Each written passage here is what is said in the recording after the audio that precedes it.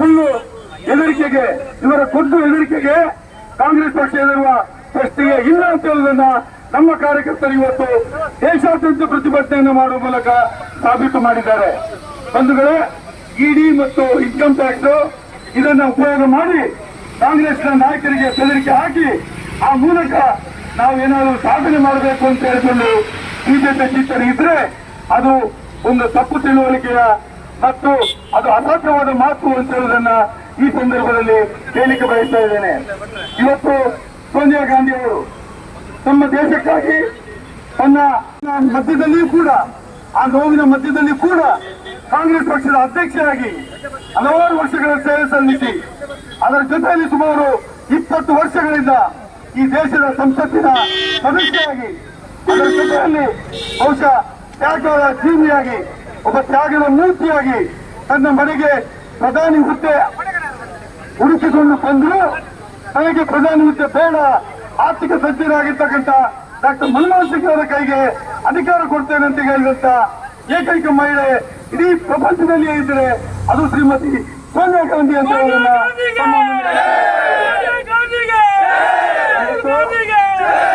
ರಾಹುಲ್ ಗಾಂಧಿಗೆ 5 ದಿವಸಗಳ ಕಾಲ ಸುಮಾರು 50 ಗಂಟೆಗಳ ಕಾಲ ಅಲ್ಲಿ ಅವರನ್ನ ಹಿಡಿದು ಇಟ್ಟು ಇಡಿ ಆಫೀಸ್ನ ಒಳಗಡೆ ಇಟ್ಟು ಅವರಿಗೆ ಇಂಟ್ರೋಗೇಷನ್ ಮಾಡಿ ಯಾವುದೇ ಕೇಸು ಇಲ್ಲದಿದ್ರೂ ಕೂಡ ಸುಮಾರು 50 ಗಂಟೆಗಳ ಕಾಲ ಕೂತ್ಕೊಳಿಸಿ ಅವರಿಗೆ ಹಿಂಸೆ ನೀಡಿರತಕ್ಕಂಥದ್ದು ಈ ದೇಶದ ಚರಿತ್ರೆಗೆ ಸೇರುತ್ತದೆ. ಯಾರಾದ್ರೂ ಕೇಳಿದ್ರೆ ಇಡಿ ಅವರು 1 ದಿವಸ 2 ದಿವಸಗಳ ಕಾಲ ಇಂಟ್ರೋಗೇಟ್ ಮಾಡ್ತಾರೆ. ರಾಹುಲ್ ಗಾಂಧಿ ನಂತರ ಏನು ಈ ನ್ಯಾಷನಲ್ ಹೆರಾಲ್ಡ್ ಪತ್ರಿಕೆ ಹುಟ್ಟಿದ್ದಲ್ಲ, ನ್ಯಾಷನಲ್ ಹೆರಾಲ್ಡ್ ಪತ್ರಿಕೆ ಹುಟ್ಟಿದ್ದು 1947ಕ್ಕಿಂತಲೂ ಪೂರ್ವದಲ್ಲಿ ಅದು ಹುಟ್ಟಿರ್ತಕ್ಕಂಥದ್ದು. ನೆಹರು ಅವರು ಈ ದೇಶ ಸ್ವಾತಂತ್ರ್ಯಕ್ಕಾಗಿ ಬ್ರಿಟಿಷರ ವಿರುದ್ಧ ಹೋರಾಟ ಮಾಡಲಿಕ್ಕೆ ಒಂದು ಪತ್ರಿಕೆಯನ್ನು ತಯಾರು ಮಾಡಿರ್ತಕ್ಕಂಥದ್ದು ನ್ಯಾಷನಲ್ ಹೆರಾಲ್ಡ್. ಈ ಪತ್ರಿಕೆಯ ಆಗು ಹೋಗುಗಳಲ್ಲಿ ರಾಹುಲ್ ಗಾಂಧಿ ಆಗಲಿ ಸೋನಿಯಾ ಗಾಂಧಿ ಆಗಲಿ ಭಾಗಿಯಾಗಿರ್ತಕ್ಕಂಥ ಚರಿತ್ರೆ ಇಲ್ಲ. ಆದರೂ ಕೂಡ ಈ ದೇಶದ ಹಿಂದಿನ ಪ್ರಧಾನಮಂತ್ರಿ ಮತ್ತು ಇವತ್ತು ಈ ದೇಶದ ಸರ್ಕಾರ ನಡೆಸತಕ್ಕಂಥ ಬಿಜೆಪಿ ಎಲ್ಲಿಯೋ ಒಂದು ಕಡೆ ದೇಶದ ರಾಜಕಾರಣ ಮಾಡಲಿಕ್ಕೋಸ್ಕರ ಇವತ್ತು ರಾಹುಲ್ ಗಾಂಧಿ ಅವರನ್ನು ಮತ್ತು ಸೋನಿಯಾ ಗಾಂಧಿ ಅವರನ್ನ ಇಡಿ ಕಚೇರಿಗೆ ಕಳಿಸಿ ಇವತ್ತು ಹಿಂಸೆ ಕೊಡ್ತಕ್ಕಂಥದ್ದು ನಾವು ಕಾಣ್ತೇವೆ. ಹಾಗಾಗಿ ನಾನು ಈ ಸಂದರ್ಭದಲ್ಲಿ ರಕ್ತಗಂಧ ಚಿಹ್ನೆ ಇಡೀ ಭಾರತ ದೇಶದಲ್ಲಿ ದೇಶದ ವಿವಿಧ ಕಡೆಗಳಲ್ಲಿ ರಾಜ್ಯ ಮಟ್ಟದಲ್ಲಿ ಪ್ರತಿಭಟನೆಗಳು ನಡೆದಿದ್ದಾವೆ. ಇವತ್ತು ಎಲ್ಲ ಜಿಲ್ಲಾ ಕೇಂದ್ರಗಳಲ್ಲಿ ದೇಶದ ಎಲ್ಲ ರಾಜ್ಯಗಳ ಜಿಲ್ಲಾ ಕೇಂದ್ರಗಳಲ್ಲಿ ಇವತ್ತು ಪ್ರತಿಭಟನೆ ನಡೀತಾ ಇದೆ. ಈ ಪ್ರತಿಭಟನೆಗೆ ಇವತ್ತು ಜಿಲ್ಲೆಯಲ್ಲಿ ಭಾಗವಹಿಸಲು ಆಗಮಿಸಿದಂತ ಎಲ್ಲ ನಮ್ಮ ಪಕ್ಷದ ಹಿರಿಯ ಕಿರಿಯ ಕಾರ್ಯಕರ್ತರಿಗೆ ಮಾಜಿ ಸಚಿವರಾದ ರಮನಾಥ್ ರೈ ಅವರು ಈಗಾಗಲೇ ಆಗಮಿಸಿದ್ದಾರೆ. ಅವರಿಗೆ ನಿಮ್ಮೆಲ್ಲರ ಪರವಾಗಿ ಇಲ್ಲಿ ಅವರ ಉಪಸ್ಥಿತಿಯನ್ನ ಗುರುತಿಸ್ತಾ ಇದ್ದೇನೆ. ಅದೇ ರೀತಿ ಮಾಜಿ ಶಾಸಕರುಗಳಾದಂತಹ ಕೆ.ಆರ್. ಲೋಬರ್ ಅವರು, ಮೊಹಿದ್ದೀನ್ ಪಾವರ್ ಅವರು, ಅದೇ ರೀತಿ ಶಕುಂತಲಾ ಅವರು ಮಾಜಿ ಶಾಸಕರು ಉಪಸ್ಥಿತರಿದ್ದಾರೆ. ಅದೇ ರೀತಿ ಪಕ್ಷದ ಎಲ್ಲ ನಾಯಕರು ಮಿಥುನ್ ರೈಯಿಂದ ಹಿಡಿದು ಎಲ್ಲ ರಾಜ್ಯದ ಪ್ರಧಾನ ಕಾರ್ಯದರ್ಶಿಗಳಾಗಿರ್ತಕ್ಕಂಥ ಮಮತಾ ಗಟ್ಟಿ ಅವರಿದ್ದಾರೆ, ನಮ್ಮ ಕೃಪಾ ಆಳ್ವರ್ ಅವರಿದ್ದಾರೆ, ಮತ್ತೆ ಯಾರಾದರೂ ರಕ್ಷಿತ್ ಅವರಿದ್ದಾರೆ, ಮತ್ತೆ ರಾಜ್ಯದ ಪದಾಧಿಕಾರಿಗಳು, ಅದೇ ರೀತಿ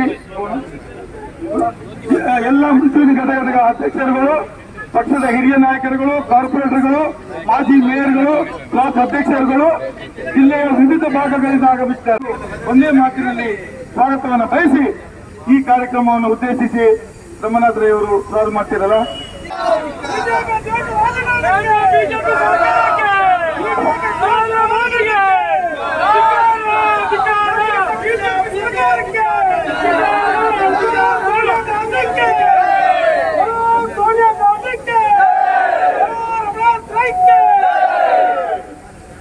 ಸ್ವಾತಂತ್ರ್ಯ ಸಂಗ್ರಾಮದ ಹಿನ್ನೆಲೆಯಲ್ಲಿ ರಚನೆಯಾಗಿರ್ತಕ್ಕಂಥ ಒಂದು ಪ್ರಾರಂಭವಾಗಿರ್ತಕ್ಕಂಥ ಪತ್ರಿಕೆ, ಅದನ್ನ ಪುನರ್ಜೀವನಗೊಳಿಸತಕ್ಕಂಥ ಉದ್ದೇಶ ಇಟ್ಕೊಂಡು ಇವತ್ತು ಕಾಂಗ್ರೆಸ್ ಪಕ್ಷ ಅದಕ್ಕೊಂದು ಟ್ರಸ್ಟ್ ಮಾಡಿ ಅದರ ಮೂಲಕ ಅದನ್ನ ಪುನಶ್ಚೇತನಗೊಳಿಸತಕ್ಕಂಥ ದೃಷ್ಟಿಯಲ್ಲಿ ಮಾಡಿದಾಗ ಅದರ ಮೇಲೆ ಇವತ್ತು ಆರೋಪಗಳನ್ನು ಮಾಡಿ ಇಡೀ ತನಿಖೆ ಮಾಡತಕ್ಕಂಥದ್ದನ್ನ ಮಾಡ್ತಾ ಇದ್ದಾರೆ. ತಮ್ಮೆಲ್ಲರ ಗಮನಕ್ಕೆ ನಾನು ತರ್ತಕ್ಕಂಥದ್ದು, ಸೋನಿಯಾ ಗಾಂಧಿ ಅವರು ಅಧಿಕಾರ ಬೇಕಿದ್ರೆ ಅವರು ಪ್ರಧಾನಮಂತ್ರಿ ಆಗ್ತಕ್ಕಂಥ ಅವಕಾಶ ಇದೆ.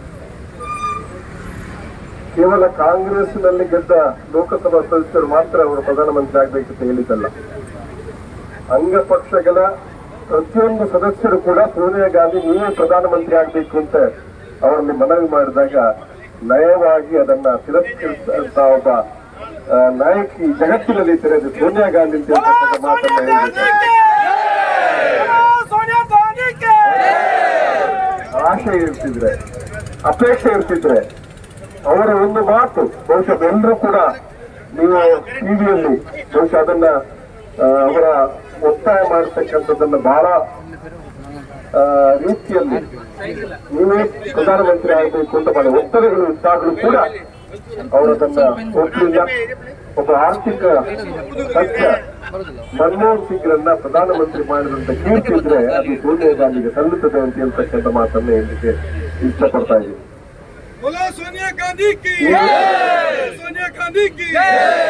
ನಮಗೆಲ್ಲ ಒಂದು ಬೇಸರ ಏನಂತಂದ್ರೆ, ಇವತ್ತು ಪ್ರಾಮಾಣಿಕವಾಗಿ ನಿಷ್ಠಾವಂತರಾಗಿ ಕೆಲಸ ಮಾಡತಕ್ಕಂಥ ಸೋನಿಯಾ ಗಾಂಧಿ ಅವರ ಮೇಲೆ ಒಂದು ರೀತಿಯ ಆರೋಪವನ್ನು ಮಾಡೋದ್ರ ಮೂಲಕ ಕಾಂಗ್ರೆಸ್ನ ವರ್ಚಸ್ಸನ್ನು ಕಡಿಮೆ ಮಾಡತಕ್ಕಂಥ ಉದ್ದೇಶ ಇದರ ಹಿಂದೆ ಇರತಕ್ಕಂಥ ಹುನ್ನಾರ. ಇವಾಗ ಸೋನಿಯಾ ಗಾಂಧಿ ಮೇಲೆ ನಾವು ತನಿಖೆ ಮಾಡತಕ್ಕಂಥದ್ದು ಮಾಡಿದ್ದೀವಿ ಅನ್ನುವಂಥದ್ದನ್ನು ಹೇಳಿ ಇತರರನ್ನು ಹೆದರಿಸ್ತಕ್ಕಂಥ ಕೆಲಸ ಕೂಡ ಇದರ ಹಿಂದೆ ಅಡಕವಾಗಿದೆ ಅಂತಕ್ಕಂಥ ಮಾತನ್ನು ಕೂಡ ಈ ಸಂದರ್ಭದಲ್ಲಿ ಹೇಳಲಿಕ್ಕೆ ಇಷ್ಟಪಡ್ತಾ ಇದ್ದೇನೆ. ಇಂತಹ ಸಂದರ್ಭದಲ್ಲಿ ನಾವು ಸೋನಿಯಾ ಗಾಂಧಿ ಜೊತೆಗೆ ಸಮಸ್ತ ಕಾಂಗ್ರೆಸ್ನ ಕಾರ್ಯಕರ್ತರು ದೇಶಾದ್ಯಂತ ಅವರ ಜೊತೆ ಇದ್ದಾರೆ ಅಂತ ತೋರಿಸ್ತಕ್ಕಂಥದ್ದು ಬಹುಶಃ ನಮ್ಮೆಲ್ಲರ ಕರ್ತವ್ಯ ಅನ್ನೋ ರೀತಿಯಲ್ಲಿ ನಾನು ಈ ಮಾತನ್ನು ಹೇಳಲಿಕ್ಕೆ ಇಷ್ಟಪಡ್ತಾ ಇದ್ದೇನೆ. ಇವತ್ತು ದೇಶದ ಸಂವಿಧಾನಿಕ ಸಂಸ್ಥೆಗಳು ಅದನ್ನು ಯಾವ ರೀತಿ ದುರ್ಬಳಕೆ ಮಾಡ್ತಾ ಇದ್ದಾರೆ, ತಮಗೆ ಬೇಕಾದವರು ರಕ್ಷಣೆ ಮಾಡ್ಲಿಕ್ಕೆ ಅದನ್ನು ಉಪಯೋಗ ಮಾಡ್ತಾರೆ, ತಮಗೆ ಬೇಡದವ್ರ ಮೇಲೆ ತನಿಖೆ ಮಾಡ್ಲಿಕ್ಕೆ ಅದನ್ನು ಉಪಯೋಗ ಮಾಡಿಕೊಳ್ತಾರೆ. ಇವತ್ತು ಈಶ್ವರಪ್ಪನ ಮೇಲೆ ಒಂದು ಆತ್ಮಹತ್ಯೆ ಪ್ರಕರಣ ಆಗಿದ್ದನ್ನ ಕೇವಲ ಕೆಲವೇ ದಿನಗಳಲ್ಲಿ ಅದಕ್ಕೆ ಬೀರ್ ರಿಪೋರ್ಟ್ ಮಾಡಿ ಸತ್ಯಕ್ಕೆ ಸಂದ ಜಯ ಅಂತ ಹೇಳಿ ಅದಕ್ಕೆ ಪ್ರಚಾರ ಬರತಕ್ಕಂಥ ಕೆಲಸವನ್ನು ಮಾಡ್ತಾರೆ. ಇವತ್ತು ಇದನ್ನ ಯಾವ ರೀತಿಯಲ್ಲಿ ಇದಕ್ಕೆ ಬದಲು ಸಂತೋಷರ ಹೆಂಡತಿ ನಮಗೆ ತನಿಖೆಯಲ್ಲಿ ವಿಶ್ವಾಸ ಇಲ್ಲ, ಈ ತನಿಖೆ ಸರಿಯಾದ ದಿಕ್ಕಿನಲ್ಲಿ ಹೋಗೋದಿಲ್ಲ ಅಂತ ಹೇಳಿ ಅವರು ಹೇಳಿದ್ದಾರೆ. ಅಂತಹ ಒಂದು ಅವರ ಈ ಅದು 10 ವರ್ಷ ಅಂತ ಹೇಳಿದ್ರೆ ಒಬ್ಬ ಕಾಂಗ್ರೆಸ್ ಬಿಜೆಪಿ ಕಾರ್ಯಕರ್ತ ಕೂಡ ಆಗಿದೆ.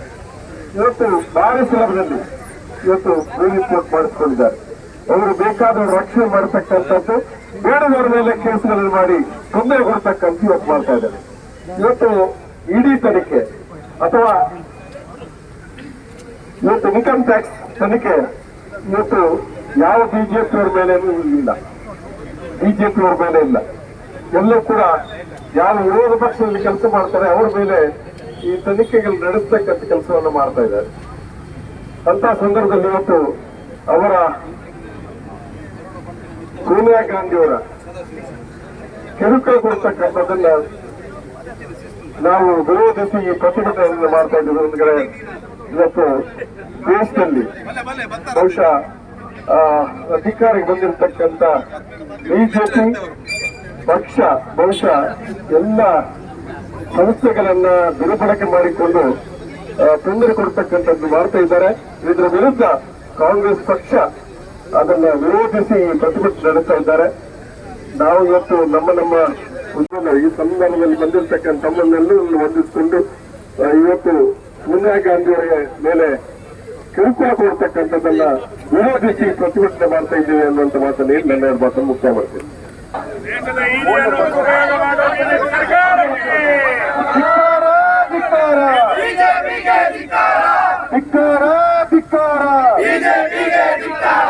ಎಲ್ಲಿಯವರೆಗೆ ಹೋರಾಟ, ಎಲ್ಲಿಯವರೆಗೆ ಹೋರಾಟ, ಸರ್ವಾಧಿಕಾರಿಗಳನ್ನು ಮಾಡುವ ಬಿಜೆಪಿ ಸರ್ಕಾರಕ್ಕೆ, ಸರ್ವಾಧಿಕಾರಿಗಳನ್ನು ಮಾಡುವ ಕೇಂದ್ರ ಸರ್ಕಾರಕ್ಕೆ,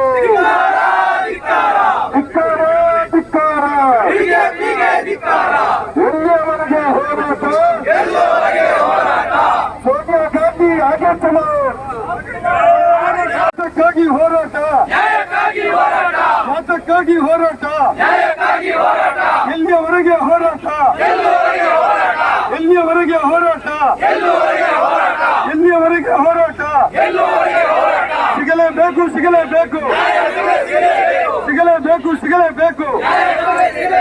ಯಾತಕ್ಕಾಗಿ ಹೋರಾಟ?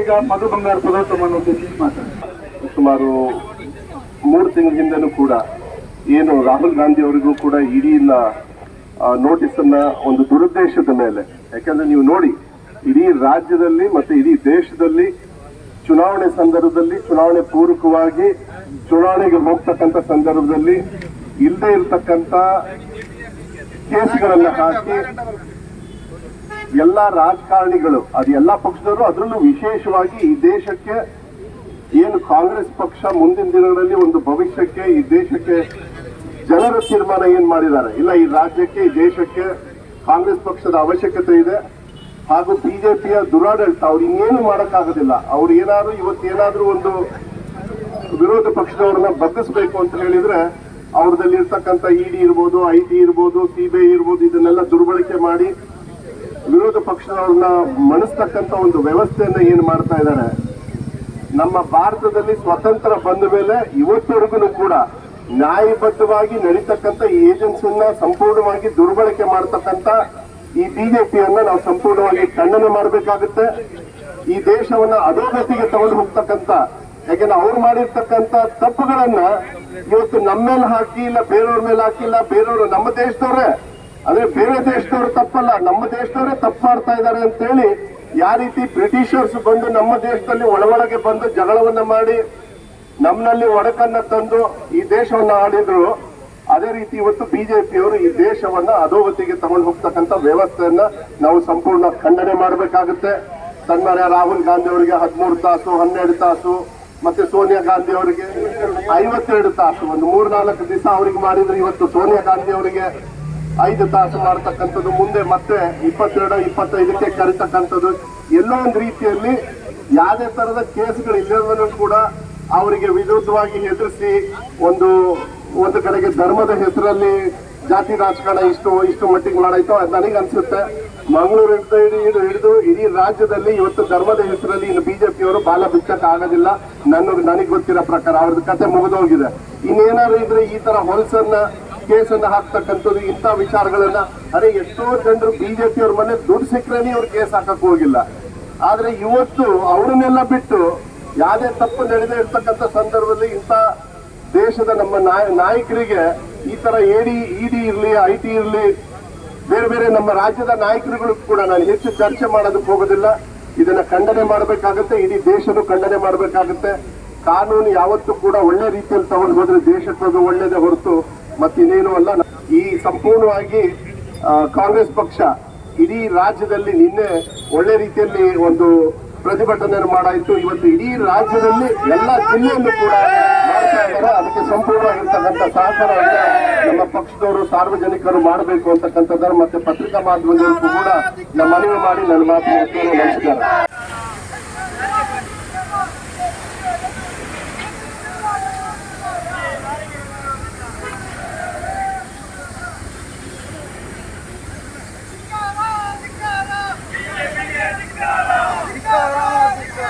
BJP